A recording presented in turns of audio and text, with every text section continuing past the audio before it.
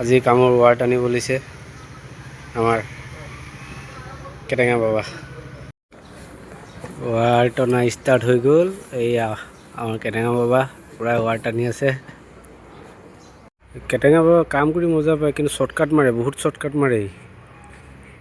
ইয়াৰ shortcut বেছি। এখন school হয় গোগামুখৰ। কমেণ্টত জনাব কি স্কুল হয়, স্কুলখনৰ নাম কি, কি স্কুল হয় নহয়, স্কুলখনৰ নাম কি।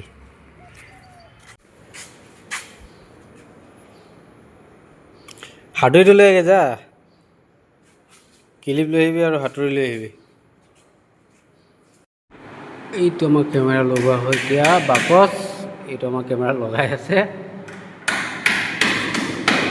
বক্সটো অলপ চিধাকৈ বহাবি খালি, আৰু চিধা কৰ, আৰু বাছ ঠিক আছে। ঘৰত মানুহ আনিলে ভাল,